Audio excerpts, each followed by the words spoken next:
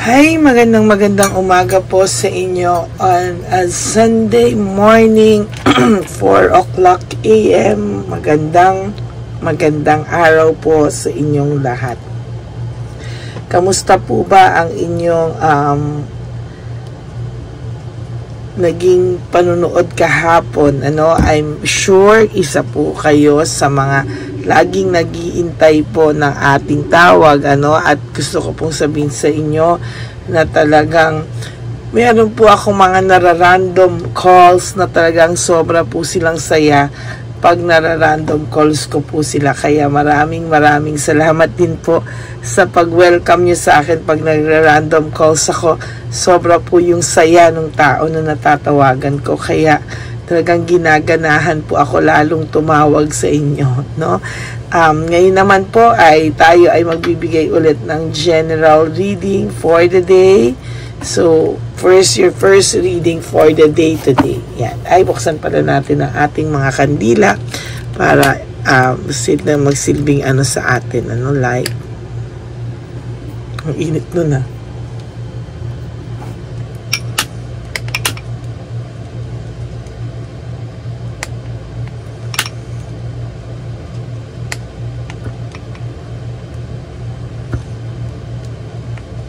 Ayan.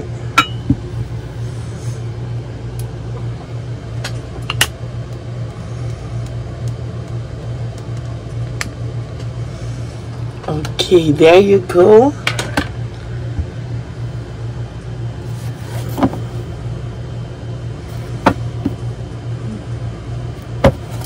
So, pili po tayo.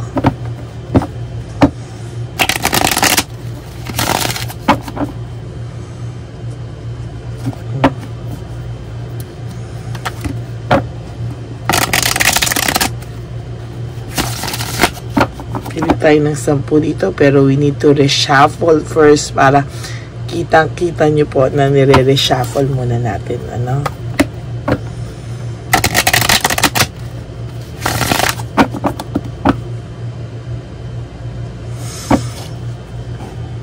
Pili po tayo ng 10.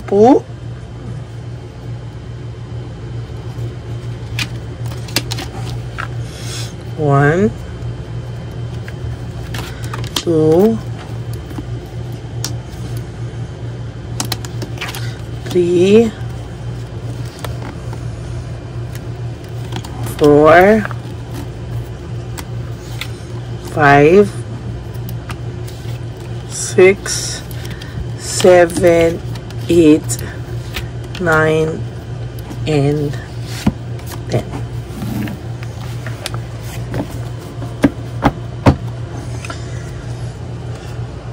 So, ngayon, pipili po tayo ulit ng 10 dito. Huwag niyo po skip to. Tandaan niyo, isipin niyo po na ito ay inyong baraha.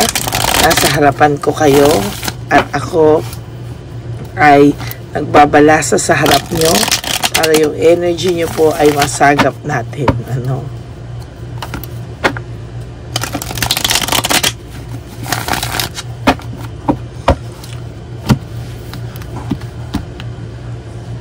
Okay. Pili po tayo ng 10. 1, 2, 3, 4, 5, 6, 7.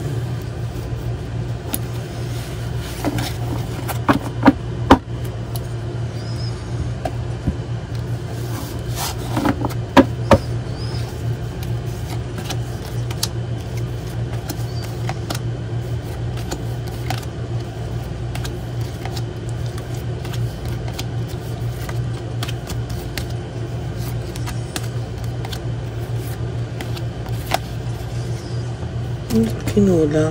7 lang pala yun. 7, 8, 9. Ano nangyari sa akin? Antok pa. 10. Okay. So, ito na po. Ano po kaya ang makikita natin dito? Quick decision. Alam mo po, ang tao mo, alam mo po na hindi pinag-isipan lahat. Kilala mo po kasi yung taong to. sorry, nagulat ka na lang po, bigla na lang pong hindi na siya yung taong nakilala mo noon, hindi na siya yung taong minahal mo dati, no? Ikaw lang po kasi ang nakakakilala sa kanya sa buong pagkatao niya, or kilala mo yung person mo ng buong puso, no? So alam mo na napakalaki ng pinagbago niya, at hindi siya yan yung mga inaarte niyang ganyan, hindi po siya yan. Alam na alam mo why, because kilala mo yung person mo with all your heart. Kilala mo ang pagkatao nito, kilala mo siya, no?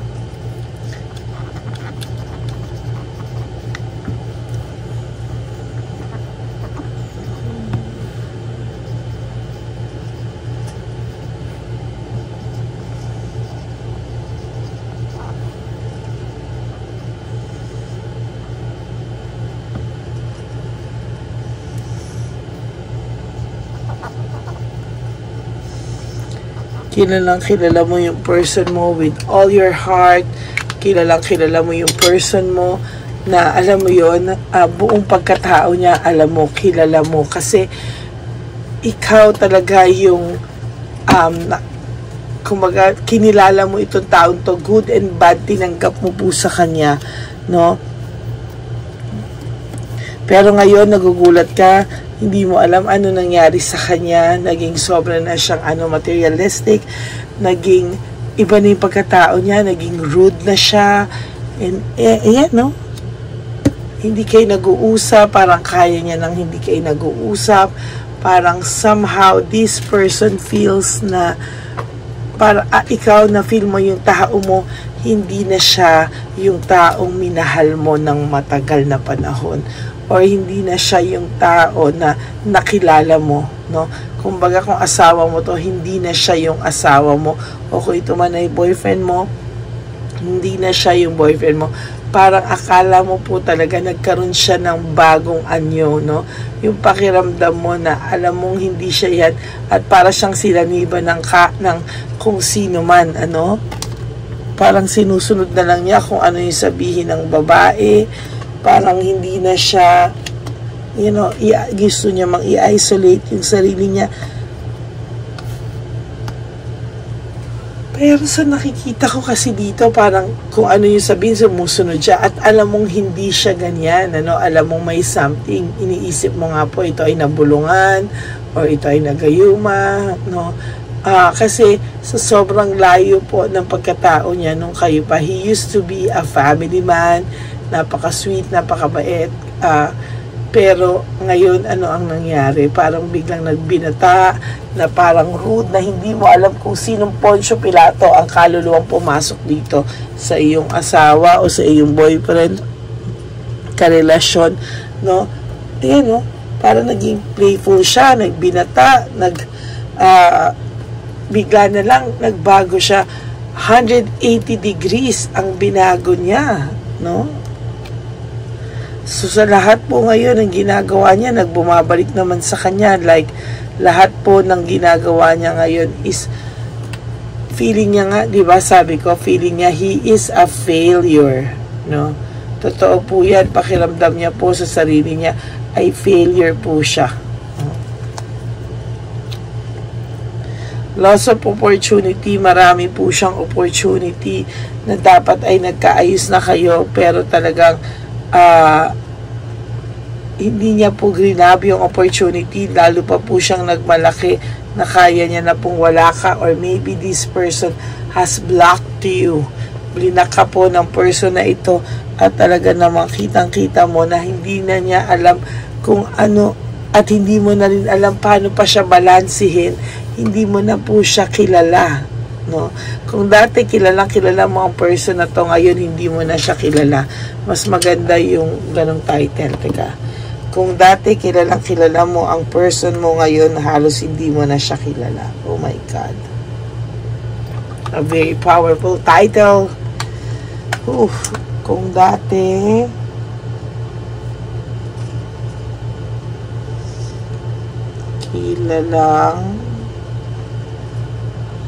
kilala mo siya,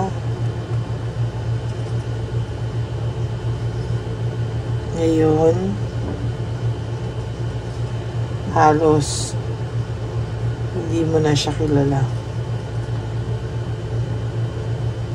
Na siya kilala. Ayan, no?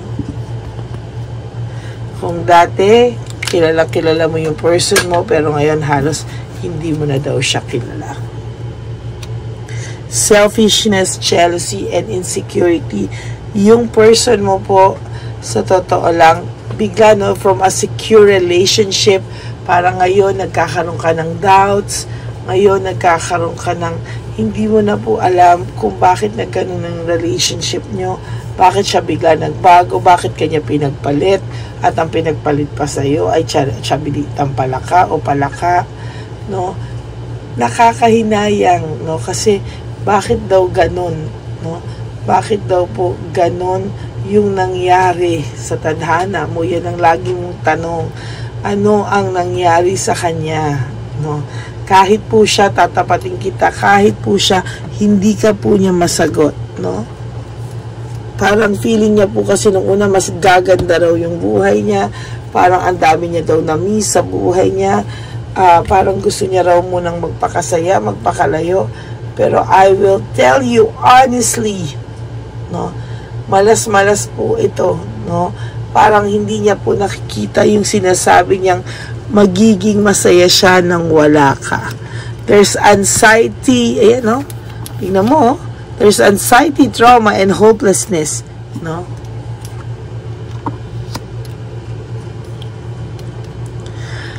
Meron siyang anxiety, trauma, and hopelessness, and deep depression, no?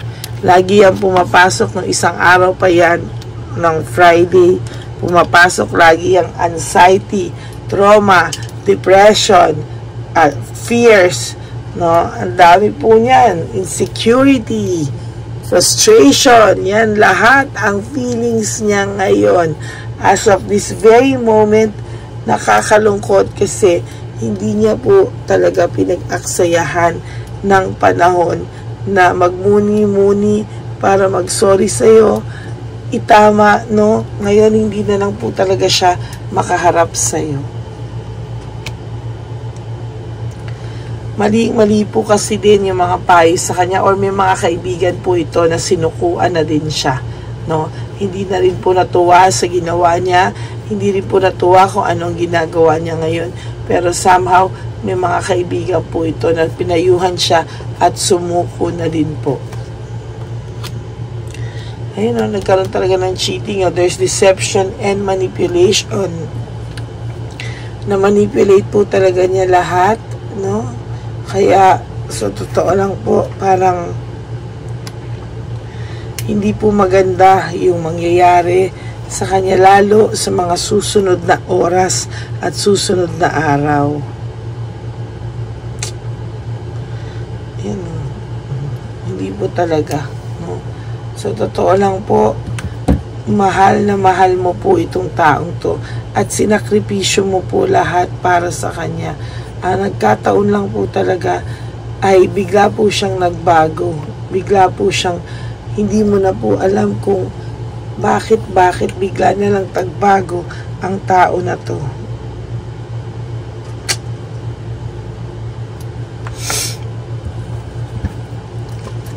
Minsan sa tagal nyo, akala mo yun na yun. Akala mo kayo na. Kaya biglang sudden shock sa'yo lahat ng mga bagay na ito, no?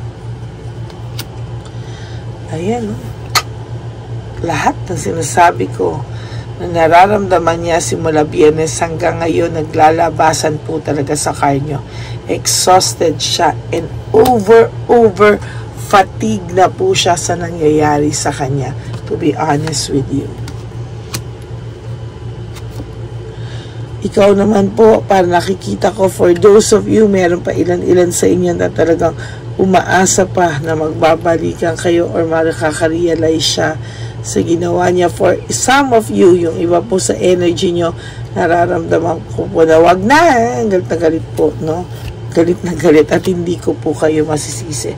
Because now you're finding your peace, nakita nyo po yung katahimikan nyo nung nawala itong taong to, and now you are moving on without him.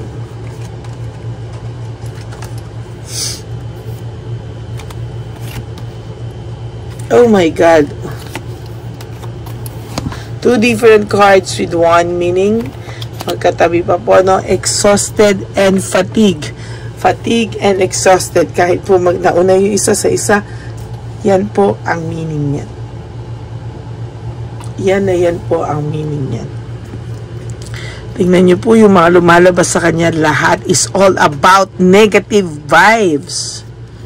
No?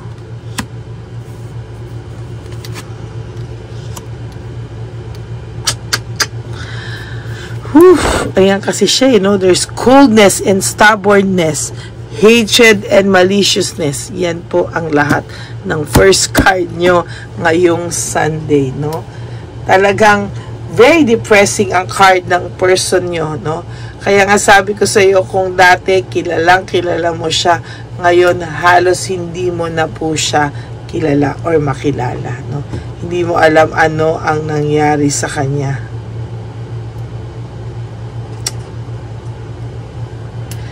Yan, no? Hindi mo na alam kung ano nangyari sa taong to.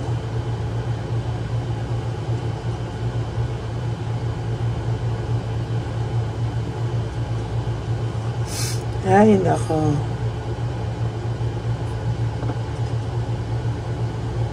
Grabe.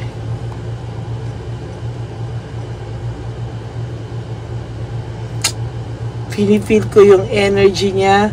Pero sa totoo lang, ang bigat talaga ng energy ng person mo for this past few weeks, past few days.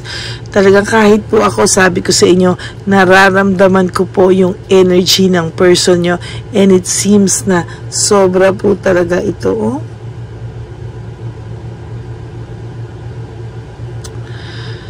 Ay, sana makapagmahimasmasan pa ito at talagang maisip po niya na gumawa ng tama at i-approach para lumuwag na rin po yung pakiramdam mo. Okay? So that's it for your first reading for the day. Kung dati kilala mo siya, ngayon halos hindi mo na siya kilala. Sobrang nagbago siya. Okay? So, maraming salamat po to all my Lady Elena friends, family, and subscribers. I love you all from the bottom of my heart. And for sa mga subscribers ko or followers ko na gusto pong magpa-private reading with me, dito nyo lang po ako sa Lady Elena FB channel. Nasa dulo po yan ng ating video. Diyan nyo lang po ako makikita at makaka-message, ano. That's my only legit and official FB account. Ingat lang po kayo sa scammers, okay? So, doon ko po na lang ibibigay sa inyo yung details ng private reading. Okay? So, maraming salamat po sa inyong lahat, to all of you, for always watching at talagang nag-aantay po kayo, no? So, kaya ako po, kapag marami akong gagawin at family day, tatayo ako ng madaling araw para makapagbigay sa inyo ng general reading for the day para po sa inyong mga naghihintay. Okay? So, please, no skipping of ads. Please lang po, pakiusap ko na po sa inyo yan. Alam ko po, minsan nakakabwisit ang haba.